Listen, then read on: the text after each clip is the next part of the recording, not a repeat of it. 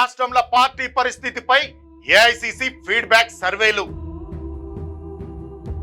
ముఖ్యమంత్రినే మార్చాలని ఏఐసిసికి ఎమ్మెల్యేల డిమాండ్.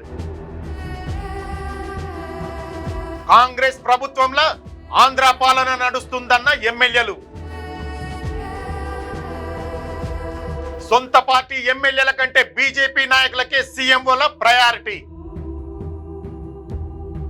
అసలు కాంగ్రెస్ వలస కాంగ్రెస్ గా చీలిపోయిన నాయకులు. నమస్తే, నేను మీ Venkatesh. Welcome to Q News. Congress పార్టీలో ఇప్పుడు ఏడ చూసినా అంతర్గత లొల్లులే నడుస్తున్నాయి. రాష్ట్ర వ్యవహారాల ఇన్ఛార్జ్ మీనాక్షి నటరాజన్ పెట్టిన మీటింగ్లల్లో నాయకులంతా ఇన్నాళ్ళు లోపల దాచుకున్న కోపం కట్టలు తెంచుకుంటాంది. ఒకరి మీద ఒకరు కారాలు మిరియాలు నూరుతాండ్రు. ఇదంతా ఓపిగ్గా విన్న మేడం జనంల కాంగ్రెస్ మీద మస్తు వ్యతిరేకత ఉందని, నాయకుల తీరు మారకుంటే మళ్ళా గెలుచుడు కష్టమేనని తేల్చి చెప్పింది.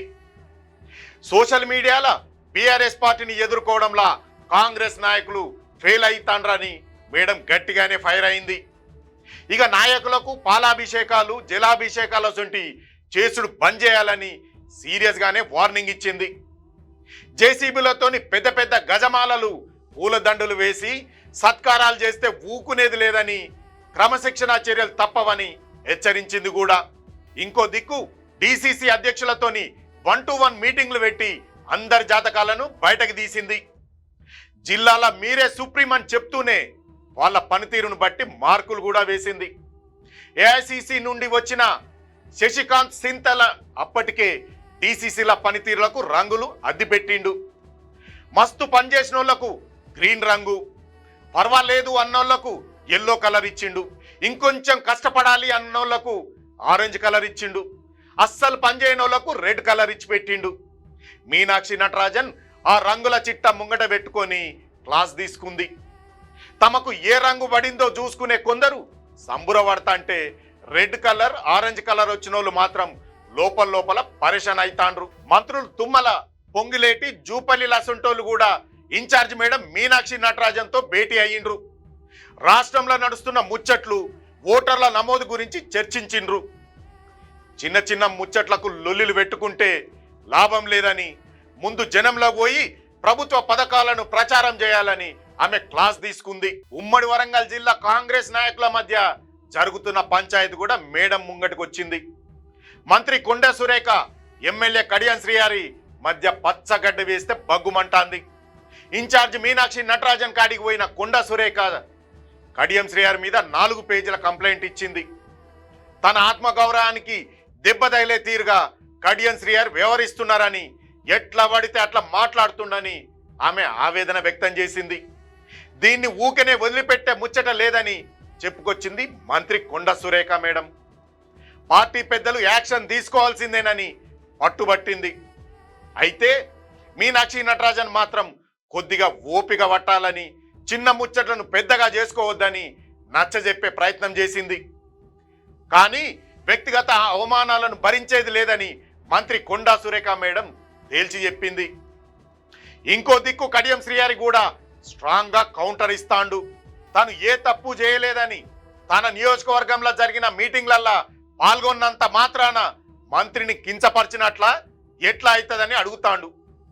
కొండా దంపతులకు కాంట్రవర్సీ రాజకీయాలు పాత అలవాటైనని, ఎప్పుడు బీసీ కార్డు వాడుకుంటా సింపతి కొట్టేయాలని చూస్తారని ఆగ్రహం వ్యక్తం చేస్తాండు. కడియంకు సపోర్టుగా వరంగల్ జిల్లా నాయకులు కొందరు సురేఖకు వ్యతిరేకంగా అధిష్టానానికి కంప్లైంట్ పంపుతాండ్రట. ఒకరు మంత్రి, ఇంకొకరు సీనియర్ ఎమ్మెల్యే.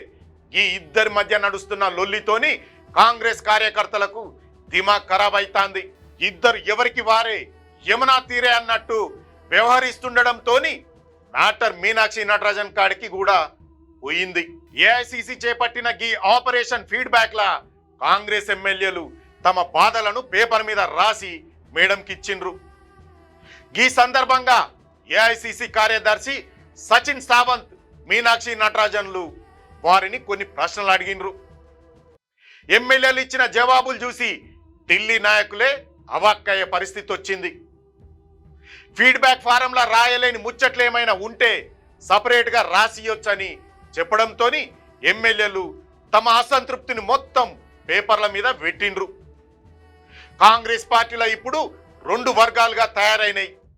అసలు కాంగ్రెసు వలస కాంగ్రెస్ అని చీలిపోయిందని అధిష్టానం ముందట కుండ బద్దలు కొట్టిండ్రు. ఎప్పటి నుంచో పార్టీని నమ్ముకొని ఉన్న సీనియర్లకు విలువే లేకుండా పోయిందని, పక్క పార్టీల నుండి వచ్చిన నాయకులకే పెద్దపీట వేస్తాన్రని బాధపడ్డారు. ప్రభుత్వం ఒక తీరుగా, పార్టీ ఇంకో తీరుగా నడుస్తుందని తేల్చి చెప్పిండ్రు. మంత్రులకు కనీసం సొంత నిర్ణయాలు తీసుకునే స్వేచ్ఛ లేదన్నారు. ముఖ్యమంత్రి ఆఫీసే అన్నిటికీ ప్రత్యామ్నాయ అధికార కేంద్రంగా మారిందని కంప్లైంట్ కూడా చేసిండ్రు. ఫండ్స్ ఇయ్యాలనన్నా, ఏ పనులకు పర్మిషన్లు రావాలనన్నా అంతా సీఎంఓ కన్సర్నల్లోనే నడుస్తుందని ఆరోపించిండ్రు. పార్టీ నుంచి ఏఐసిసికి నిధులు పంపుతున్నామని రాష్ట్ర నాయకులు చెబుతున్నారు కదా, అవి మరి నిజంగానే ఢిల్లీకి చేరుతున్నాయా అని కూడా ఏఐసిసి ప్రతినిధులను అడిగిండ్రు ఎమ్మెల్యేలు. ఇది చూస్తా అంటే కింద స్థాయిలో లీడర్లు అవమానాలు ఏ విధంగా ఉన్నాయో అర్థం చేసుకోవచ్చు. ఏఐసిసి పెట్టిన సర్వేను ఒట్టి ఫీడ్బ్యాక్ లా కాకుండా నాయకత్వం మీద రిపోర్ట్ కార్డులా వాడేసుకున్నారు ఎమ్మెల్యేలు. బాధలుంటే చెప్పుకోవాలని అంటారు కదా, గట్ల మీనాక్షి మేడంకు చెప్పుకొని సల్లబడ్డారు కాంగ్రెస్ పార్టీ ఎమ్మెల్యేలు. అయితే ఈ ఫీడ్బ్యాక్ల కొందరు ఎమ్మెల్యేలు రాసిన ముచ్చట్లు చూస్తుంటే తెలంగాణ ప్రజల దిమాగ్ గిర్రున తిరుగుతోంది.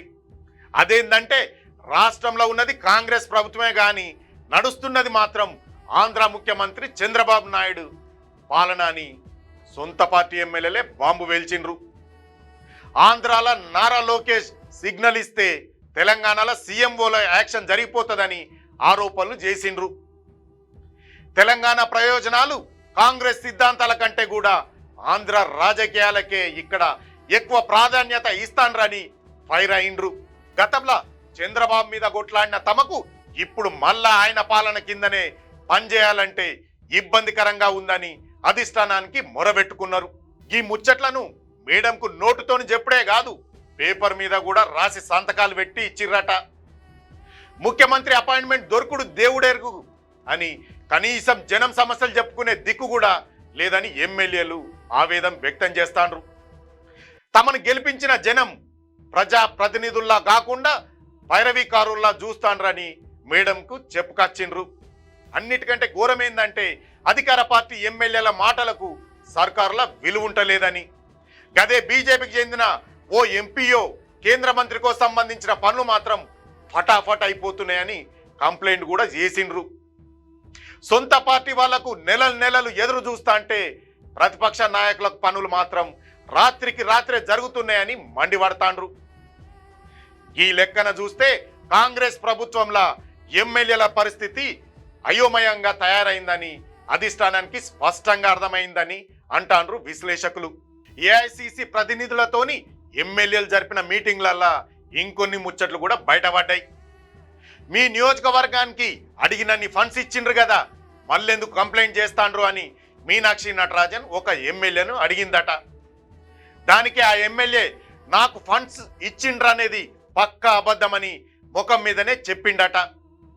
పార్టీ బలోపేతం కావాలంటే ఏం చేద్దామని ఆమె అడిగితే ముఖ్యమంత్రిని మార్చాలని ఆ ఎమ్మెల్యే కుండబద్దలు కొట్టినట్టు చెప్పిండట. ఈ మాటను ఊకనే గాలికి వదిలేయకుండా ఏఐసిసి నాయకులు అడిగినట్టు లిఖితపూర్వకంగా రాసి మరీ ఇచ్చిండని టాక్ నడుస్తోంది. గతంలో ముఖ్యమంత్రి ఎమ్మెల్యేల పనితీరు మీద ప్రైవేట్ సర్వేలు చేయించి వార్నింగులు కూడా ఇచ్చిండు. ఇప్పుడు గదే ఫార్ములాను ఎమ్మెల్యేలు రివర్స్లా వాడిండ్రు. ఏఐసిసి సీక్రెట్ గా పెట్టిన ఈ ఫీడ్బ్యాక్ సర్వేల ముఖ్యమంత్రి పనితీరు మీద, సీఎంఓ అధికారుల పెత్తనం మీద తమ కసిని మొత్తం వెళ్ళగక్కిండ్రు. అధికార పార్టీలోనే ఓ వర్గం నాయకులు ఇంతలా రగిలిపోతాంటే రేపు కాంగ్రెస్ రాజకీయం ఏ మలుపు తిరుగుతుందో అని కేడర్ల టెన్షన్ పెరుగుతాంది. అధిష్టానం ఈ ఫీడ్బ్యాక్ అంతా తీసుకుపోయి ఢిల్లీ పెద్దల ముందట పెడతారట. తర్వాత వాళ్ళు ఎసుంటి యాక్షన్ తీసుకుంటారనేది ఇప్పుడు తెలంగాణలో సస్పెన్స్ గా మారింది. మొత్తం మీద మీనాక్షి నటరాజన్ పర్యటనతోని తెలంగాణ కాంగ్రెస్ లో లోపల రగులుతున్న అసమ్మతి సెగలన్నీ ఒక్కసారిగా బయటపడ్డదన్నది నిజం. చిన్న గీతలు కాస్త పెద్ద అగాధాలుగా మారకముందే అధిష్టానం దిద్దుబాటు చర్యలు తీసుకోకపోతే పార్టీకి ముందు ముందు పెద్ద దెబ్బే తగులుతుందన్నది అన్న ముచ్చట స్పష్టంగా కనిపిస్తుంది మనకు. చూశారు కదా మీనాక్షి నటరాజన్ మీటింగ్లో బయటపడ్డ అసమ్మతి సెగలు. దీనిపైన మీ యొక్క అభిప్రాయాన్ని కామెంట్ రూపంలో తెలియజేయండి. మరో మంచి టాపిక్తో మళ్ళీ కలుద్దాం. అంతవరకు చూస్తూనే ఉండండి మీ క్యూ న్యూస్. క్యూ న్యూస్లో ఎడిటర్లు కావాలను. మీడియా రంగంలో మీ టాలెంట్కు ఇది సరైన వేదిక. 2 నుంచి 3 సంవత్సరాల అనుభవం ఉండి ఫోటోషాప్, ప్రీమియర్ ప్రో, ఆఫ్టర్ ఎఫెక్ట్స్లో నైపుణ్యం ఉన్నవారు కావాలను. ఫ్రెషర్స్ కూడా అవకాశాలున్నాయి. ఆసక్తి ఉన్నవారు వెంటనే సంప్రదించండి 8143001981.